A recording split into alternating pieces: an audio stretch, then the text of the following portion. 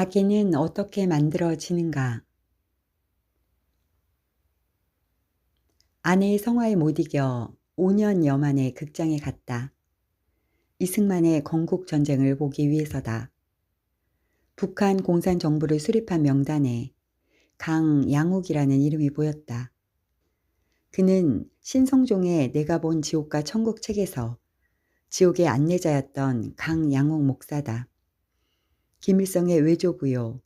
1943년 평양신학교를 졸업한 목사로 공산정부에 조력했던 인물이다. 그는 목사로서 변질되었고 지옥에 있었다. 하지만 이승만은 기독교 신앙으로 평생 한결같이 선한 길을 갔다. 필자가 항상 궁금하게 여기는 주제 하나가 이 다큐 영화를 보면서 다시 떠올랐다. 사람은 어떤 이유로 민주주의에 이끌리고 다른 사람은 공산주의 사상에 끌리는 것일까? 누구는 왜 도덕적이고 양심적으로 선하게 살아가고 다른 사람은 쓰레기를 거리낌 없이 버리는 것일까? 순수한 아기들의 모습을 보면 그들이 성장해서 악인이 되고 살인자가 되고 사기꾼이 된다는 것을 이해하기 어렵다. 악인은 어떻게 만들어지는가? 그 메커니즘이 신비하기만 하다. 성인이지만 순수한 상태로 시작한 사람이 있었다. 바로 아담과 하와다. 그들은 성인으로 지음을 받은 유일한 두 사람이기에 처음부터 순수한 상태로 출발했다. 이들이 타락한 메커니즘과 아기들이 성장하면서 선과 악으로 발현되는 과정이 유사하다. 에덴 동산에는 세 가지 나무, 즉 생명나무, 여러 과일나무, 선악과가 있었다. 선악과는 무엇인가? 명칭 그대로 선과 악을 알게 하는 과일이다. 아담과 하와가 지음을 받았을 때 선이 무엇인지 악이 무엇인지 알지 못했다. 선악과란 선과 악을 구별하는 지식이다. 아기들도 선과 악을 구별하는 지식이 없기 때문에 선악을 구별하지 못한다. 성장하며 지식이 쌓이고 선악이 발현되기 시작하고 축적이 되면 인성이 된다. 그들이 선악을 구분하지 못한다고 해서 악하다는 의미가 아니며 단지 순수한 상태에 있을 뿐이다. 하나님께서 사람 안에 선악을 구별하는 양심을 내장하셨다. 양심, 컨시언스란 선악을 판단하고 자기 행위를 통제하고 명령하며 감시하고 평가하며 악을 물리치는 도덕적 의식이다. 양심은 감정이나 생각과는 다른 것이며 신성과 연결된 내면의 느낌이나 목소리, 내면의 빛, 양심의 가책, 도덕적 나침판, 판단의 길잡이 역할을 한다. 성경을 읽지 않아도 살인, 도둑질, 간음이 나쁜 것이라는 것을 안다. 더욱 확실한 방법으로 하나님께서 성경을 주시고 성령을 멘토로 보내셨다. 사람이 선악과를 먹고 선악의 지식을 알게 된 후부터 변화된 것은 무엇일까? 처음부터 에덴 동산에 선악과를 자라게 하신 이유가 사실 하나님께서 이 구도를 계획하신 것과 마찬가지다.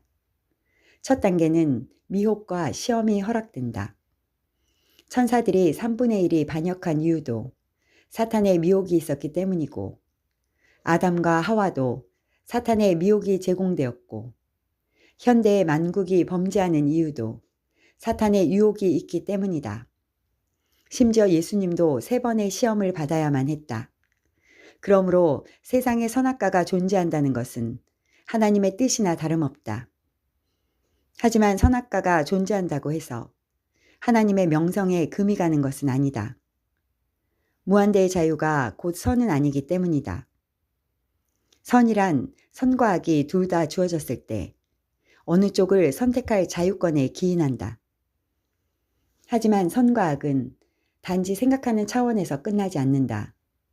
선악과에 대한 사탄의 유혹과 선악과가 먹음직하고 보암직하고 탐스러웠다고 생각이 들었지만 만약 그들이 따먹지 않았다면 하나님은 그들을 추방하지 않았을 것이다. 선악과의 존재는 선과 악이 나란히 주어진 환경이며 거기에 사탄의 충동이 더해진다. 천사와 사람, 아담과 하와, 가인과 아벨, 모든 인류는 자유롭게 선택할 조건을 가졌다. 예수님을 은 30에 판 유다와 요셉을 은 20에 판 유다의 운명은 그 후 갈라졌다. 이것이 선악과의 개념이다. 만약 선만 무한히 주어진 상태이거나 악만 주어진 환경이라면 선택의 여지가 없다. 우열을 가릴 수 없다는 의미다. 하지만 선과 악을 선택할 환경에서는 그들의 의지에 따라 도덕적 방향성을 가진다. 선의 선택이 많을수록 그는 선의 나무가 되고 선의 열매를 맺을 것이며 악의 선택이 많은 사람은 악인이 되고 악의 열매를 많이 맺을 것이다. 만약 지속적으로 양심의 소리를 듣지 않고 악을 선택하면 양심의 화인을 맞는다. 양심의 화인이 되는 것은 생선이 구워져서 원래로 돌아오지 못하는 상태와 같다. 악한 지식을 습득하여 가라지가 된 사람과 같다. 이르시되 하나님의 나라는 사람이 씨를 땅에 뿌린과 같으니 그가 밤낮 자고 깨고 하는 중에 씨가 나서 자라되 어떻게 그리 되는지를 알지 못하느니라.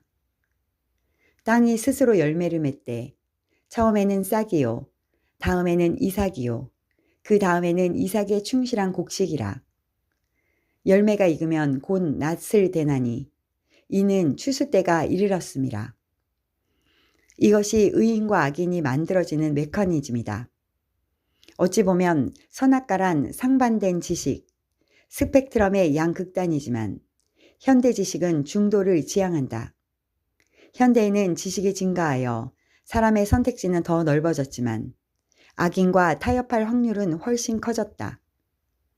선한 사람은 선한 것을 쌓았다가 선한 열매를 내고 악한 사람은 악한 것을 쌓았다가 악행을 낸다. 우리는 오늘도 수많은 지식들을 습득하며 살아간다. 하나님의 말씀은 생명나무지만 세상의 지식은 선악과다. 사탄은 선악을 알게 하는 지식으로 사람들을 미혹하고 타락시킨다. 하지만 어느 한쪽으로 끌림의 관점에서 보면 거기에는 쉬운 길과 어려운 길이 있다. 인생이란 선악을 선택하는 환경에서 천국과 지옥의 백성을 선발하는 장소다. 어떤 지식을 매일 매순간 선택하느냐에 따라 천국과 지옥, 보상과 형벌이 갈라진다. 지식이 행위로 가져올 때 그것을 열매라 한다. 우리는 어느 위치에 있는지 자가 진단할 필요가 있다.